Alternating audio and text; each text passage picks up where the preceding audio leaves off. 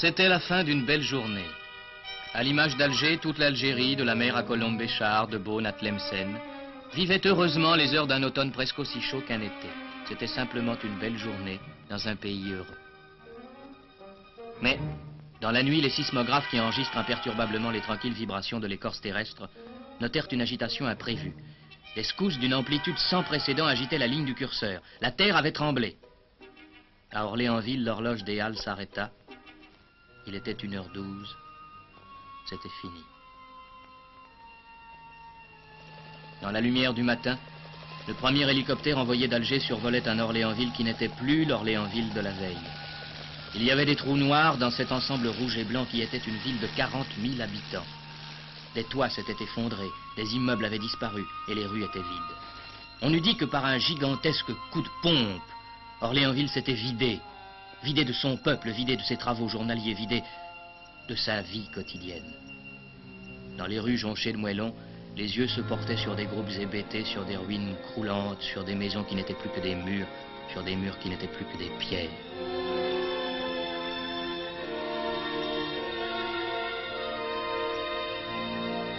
Ici, c'était le lycée de jeunes filles. Un lycée que toutes les villes de France pouvaient envier à Orléansville. Il avait été comme découpé au rasoir. Le centre avait disparu. Et dramatiques épaves, des cahiers d'école restaient ouverts au milieu des plâtras. Ici, c'était l'église. Les cloches ne pourraient même pas sonner le glas des morts d'Orléansville. Ici, c'était l'hôtel Baudouin, dont par toute l'Algérie on vantait la tenue. La veille au soir, les voyageurs s'étaient couchés paisiblement en rêvant au lendemain. Quelques-uns seulement avaient pu fuir par les fenêtres. Et le reste était comme l'hôtel Baudouin, comme l'église, comme le lycée de jeunes filles. Orléansville était encore englouti dans le cauchemar de la nuit. Toute la ville avait en 12 secondes basculé dans l'horreur. Elle y était encore jusqu'au cou.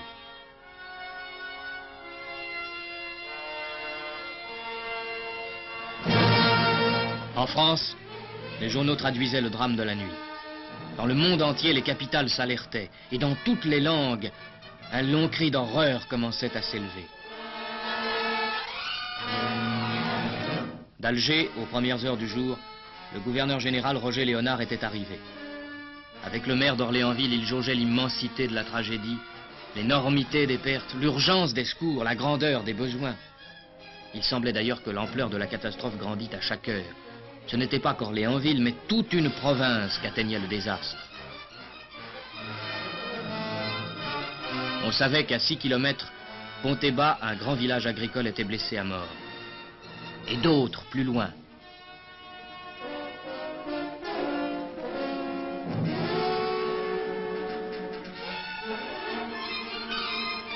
Dès l'aube, les premiers secours avaient été mis en place. Petit poste de garde où les blessés légers pouvaient trouver les soins utiles. Mais pour les autres, pour ceux dont l'État nécessitait d'autres soins, on mettait en œuvre tous les moyens. L'hélicoptère allait les chercher dans les gourbis de montagne, là où l'on n'accède qu'à dos de mulet. Dès les premières heures, l'aide internationale se manifestait.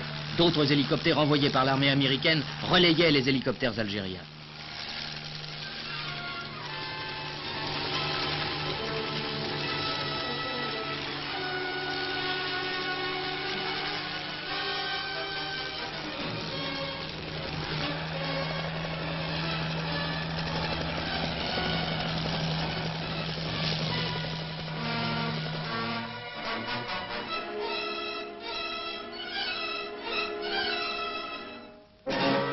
L'armée mettait en route un pont aérien qui, prenant les blessés graves à l'aérodrome, les portait aux hôpitaux d'Alger. On vit des avions accomplir jusqu'à 8 missions par jour. Ce fut un véritable miracle que l'installation si rapide de ce pont aérien. Ils sont quelques-uns à lui devoir leur vie. Dans la désolation du cataclysme, combien de gens avaient tout perdu? Il fallait tout de suite en même temps donner des abris, des vêtements, du pain. Dans la ville martyre, mais aussi, mais surtout, dans les campagnes, dans les villages, dans les douars, il y eut des distributions de tout ordre. Il s'agissait de couvrir ceux qui étaient nus et de nourrir ceux qui avaient faim. Orléansville avait compté ses morts. Il fallait maintenant que les vivants puissent continuer à vivre. Sur les places, dans les jardins, sur les trottoirs, les tentes s'élevèrent. 20 000 personnes commencèrent à s'organiser entre des murs de toile, où le danger était moins à craindre. Car les secousses continuaient.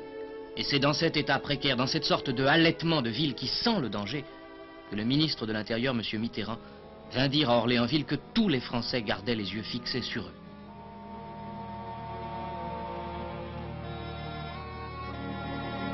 En France, en effet, le drame avait créé une stupeur qui ne s'éteignait pas. C'est avec des larmes qu'elle connut le premier bilan du séisme.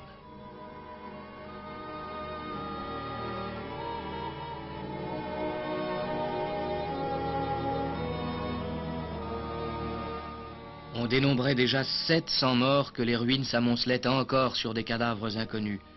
Et l'on sait aujourd'hui que ce chiffre devait d'être plus que doublé.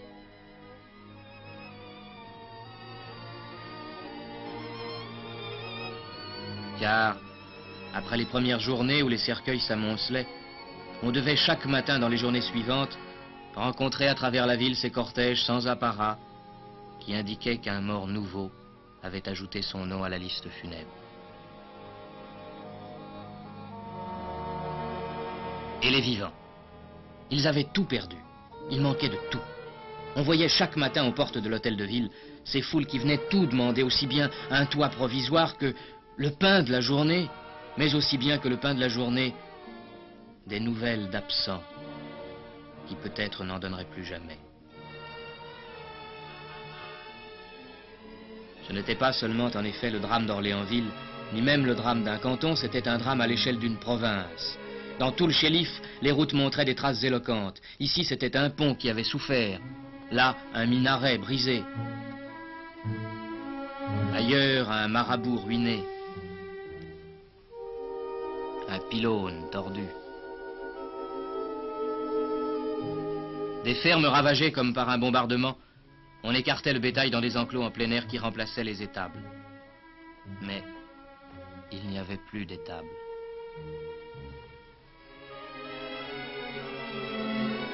Parfois, devant un gourbi écroulé, un enfant sanglotait. Et qui pouvait le consoler? Et ce vieux colon, que pouvait-il dire d'autre que son désespoir? Et vous travaillez ici depuis combien de temps? Oh, j'ai travaillé ici depuis 65 ans par là. 65 ans, vous étiez arrivé de... Je suis arrivé de France en 90. Et maintenant, qu'est-ce que vous allez refaire? Plus rien, qu'est-ce que vous voulez que je fasse? C'est tout en ruine. Voyez, ni maison, ni armoire, ni buffet, ni rien. On voyait mieux l'ampleur du désastre. Chaque jour qui passait, on découvrait des aspects nouveaux. On avait vu près d'Orléansville Pont-Thébat, dont l'église ébranlée disait bien la désolation. Pourrait-on encore prier dans l'église de Pont-Thébat? Pourrait-on encore vivre dans les ruines de Pont-Thébat?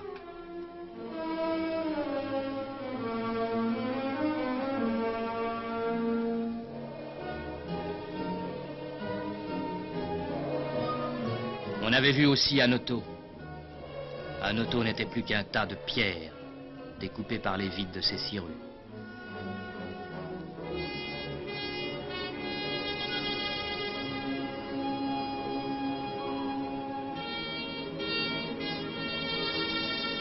On avait vu Flatter.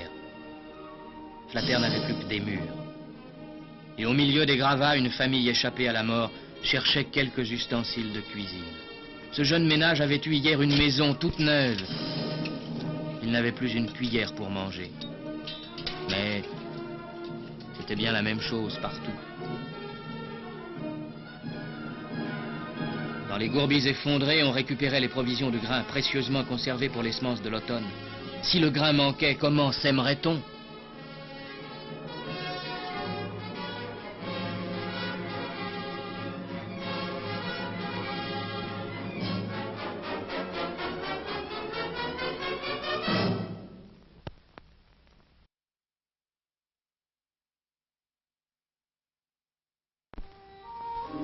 La même chose partout. Même les morts n'avaient pas été épargnés. Le tremblement de terre avait secoué les tombes de Flatter. Et c'est dans ce désordre funèbre que le garde champêtre alignait ses nouvelles croix taillées dans les charpentes effondrées. La même chose partout. Dans les solitudes de la montagne, Les déchirements du sol, les effondrements, les fissures, telles failles longues de près d'1 kilomètre, disaient avec une nouvelle éloquence ce qu'avait été le cauchemar de la nuit tragique. Ici, l'œil pouvait voir que vraiment la terre avait tremblé.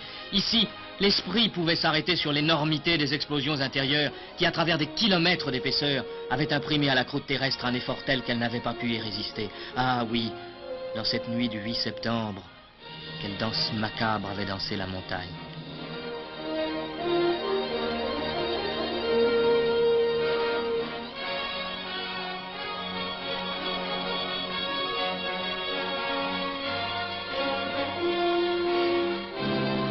C'était encore le petit village arabe de Beni Rached. Et lorsqu'après avoir vu Anoto et Flatter ont connu Beni Rached, on put dire qu'il s'établit un grand silence. Le drame était partout. Le malheur était partout. Il fallait le rechercher dans les douars isolés, sur les pentes désertes, dans les vallons perdus. Les hélicoptères de la Croix-Rouge, tous les jours, plusieurs fois par jour, prenaient leur équipe sanitaire et s'en allaient, seuls véhicules appropriés dans ces régions sans route. Dans les petits centres, des ambulances de fortune avaient été dressées. On y voyait arriver, convoyés par leurs parents, des sortes de cadavres qui n'avaient plus de vivant que les yeux. On y amenait pêle-mêle tous les malheurs et toutes les souffrances. Misère de ces êtres qui s'étaient soudain réveillés sous le poids des pierres de leur maison. Misère de ces petits qui n'avaient encore rien compris et qui ne pouvaient rien comprendre, sinon qu'ils avaient mal. Et des ambulances volantes couraient les routes et les pistes. On peut dire aujourd'hui que l'effort de la Croix-Rouge et du service médical fut à la hauteur du malheur. La peur régnait toujours. Des secousses nouvelles, peu graves mais inquiétantes, tenaient l'attention en éveil. La Croix-Rouge évacua d'Orléansville la plupart des enfants.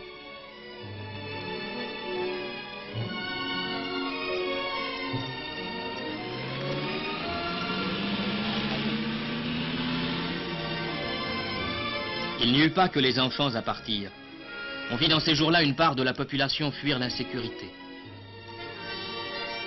Par bonheur, la gare, très atteinte le premier jour, avait pu être remise en fonctionnement aussitôt. Ses services s'étaient simplement installés sur les quais. Et c'est tout à l'honneur des cheminots, jamais la gare d'Orléansville n'interrompit le trafic. Orléansville prenait déjà à ce moment un autre visage. Les secours de toutes sortes y affluaient, quand magasinaient en dépôt à l'air libre des scouts de toute confession et de toute région. Après les pompiers d'Alger, les premiers sur les lieux, les pompiers de Paris avaient envoyé une compagnie. Elle avait à organiser les villages abris qui permettraient à Orléansville de patienter et de se survivre.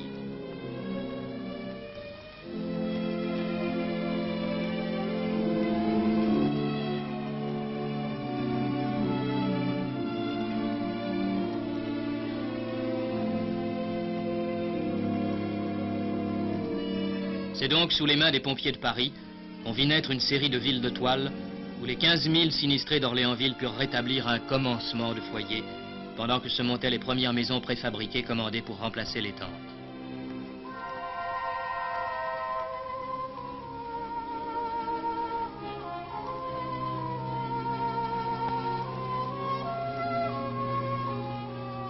Qui aurait reconnu la ville? Les échoppes ou les boutiques d'hier avaient gagné la rue. Coiffeurs, boulangers, épiciers n'avaient plus pour toi que le ciel. Dans ce décor de deuil, la poste, elle aussi, revivait. La vie revenait. Seulement, un soir...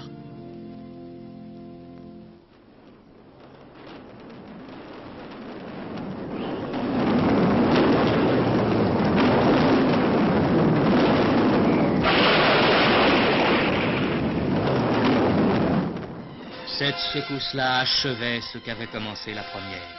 Sans doute il n'y avait pas de nouvelles victimes, mais des ruines nouvelles s'ajoutaient aux ruines. C'était la caserne. C'était la sous-préfecture.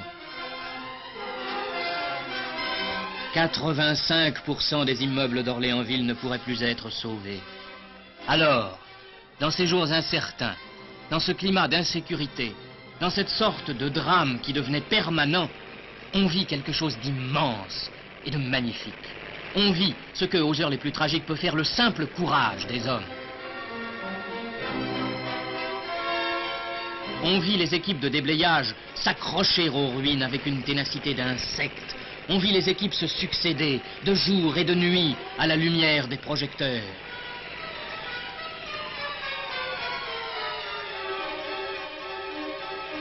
Travail décevant et triste de ramasser des débris. Mais il faut, pour le simple honneur de l'homme, dire un mot des déblayeurs, qui à cette heure-là, quand la terre tremblait encore, firent place nette de ces énormes décombres.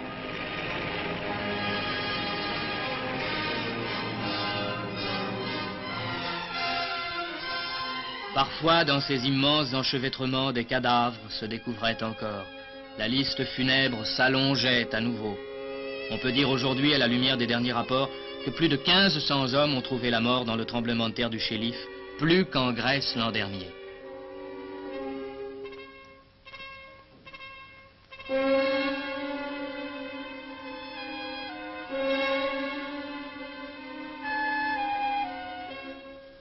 On pouvait craindre la naissance d'épidémies qui eussent décuplé l'ampleur de la catastrophe.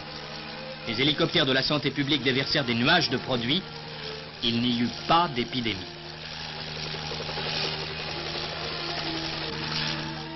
Mais maintenant, après cette nouvelle secousse dont la violence avait été près d'égaler la première, la peur s'était installée au cœur d'Orléansville.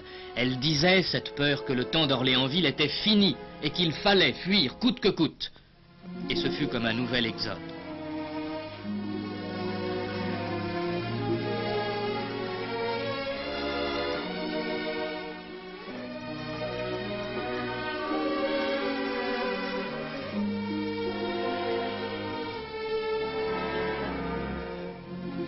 Tous n'étaient cependant pas partis. Malgré tout, Orléansville ne voulait pas mourir. On avait logé sur les voies de garage dans des wagons des familles sinistrées. Elles étaient restées.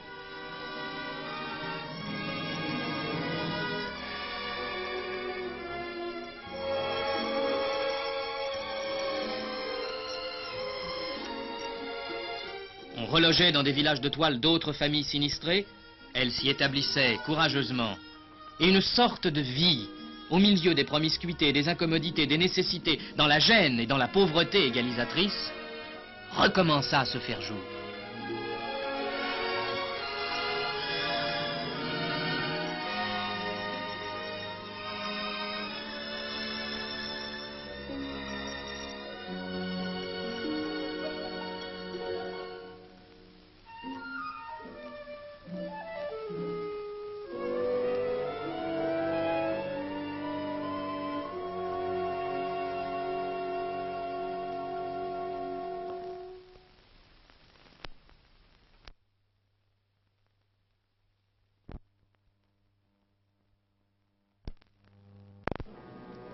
À ce moment, c'est du monde entier qu'arrivaient les encouragements et les secours. C'est par avion complet que les peuples envoyaient vers le Chéliff des tonnes et des tonnes de vivres, de vêtements et de dons. Et Orléansville, s'il est désormais le nom d'une heure tragique de l'humanité, sera également le signe d'une solidarité humaine qui ne s'est pas démentie et qu'on pourra donner en exemple. Ce fut d'Amérique, d'Italie, d'Angleterre, de Suisse et de Hollande, de Russie, d'Allemagne et de partout ailleurs qu'arrivèrent les secours. On ne dira pas que ce fut une grande chose, on dira seulement que dans le malheur, tous les hommes se sentent plus unis. On pouvait maintenant reconsidérer Orléansville. Il en restait une ville, une organisation sociale et urbaine qui, dans d'autres temps, retrouverait son visage habituel. Que le palais de justice s'ouvre dans une tente, que la sous-préfecture ait des murs de toile, c'est le signe d'une misère, mais c'est aussi la marque d'une résurrection. Et la confirmation en était déjà donnée, car la Poste avait dans ses abris de fortune rouvert tous ses guichets et rétabli tous ses circuits.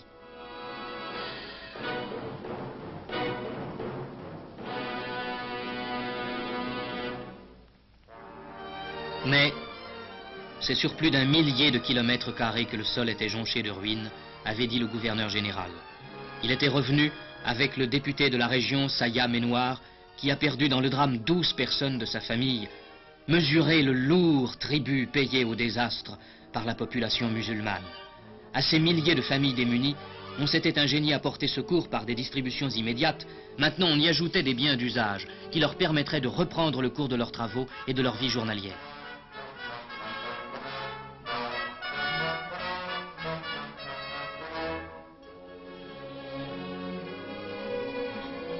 On On allait ajouter au blé, au pain, à la semoule, au sucre, aux vêtements, les éléments qui rétabliraient le foyer détruit.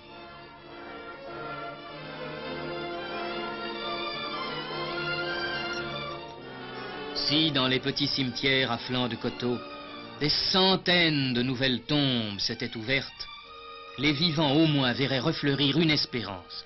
On décida que chaque foyer détruit serait reconstruit, que le gouvernement assurerait l'argent nécessaire et fournirait les moyens de reconstruction. Et chaque paysan de la montagne alla recevoir les premiers 20 000 francs alloués pour ramasser ses pierres et relever ses murs.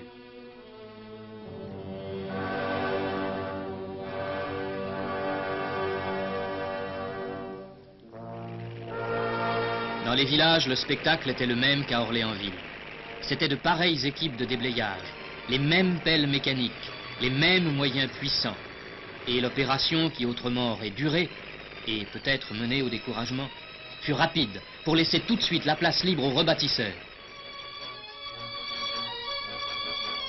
Pour chaque gourbi détruit dans ce pays sans arbres où le bois est rare, on donna les charpentes nécessaires. Des milliers de poutres furent distribuées, et chacun put emporter vers son gourbi perdu, vers sa vallée sauvage, ce qui serait un jour un toit sur un foyer heureux.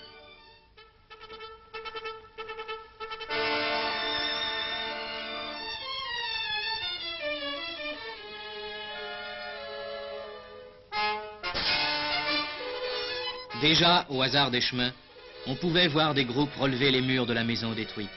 Scène d'une simplicité patriarcale, où s'évoque le plus authentiquement le sens de la famille. Ils sont tous là, ils s'aident tous, ils construisent ensemble l'abri qui les réunira. Il y a là comme une lumière de vérité, sur ces murs de pierre et de terre. On posera demain la charpente, on alignera ces solives brutes qui ont encore le goût et la forme de l'arbre, et cette espèce de squelette de bois prendra soudain la dernière poutre fixée un sens plein, le sens que donnaient naguère les maçons de chez nous au bouquet que le plus jeune allait accrocher au toit à la maison terminée. Et toutes ces perches qu'on aligne en ce moment sur tous ces murs hier démolis, c'est le signe rassurant et noble des maisons qui renaissent, de la vie qui se réveille.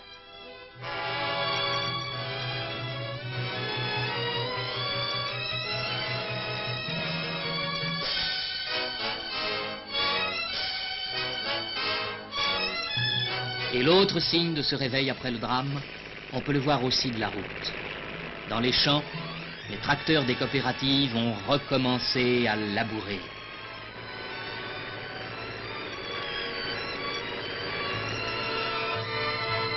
Mais le symbole le plus émouvant, c'est celui qu'évoque sur le front des ruines d'une ferme du doigt Ramis, cet attelage de bœufs devant un vieil araire. Les ruines sont toujours là, mais la terre ne peut pas attendre.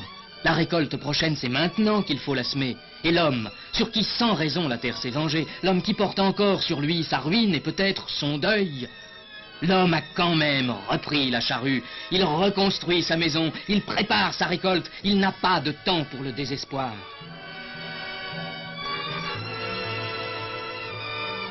Sur la terre blessée, la marque du malheur restera inscrite, mais les hommes sont plus forts que le malheur.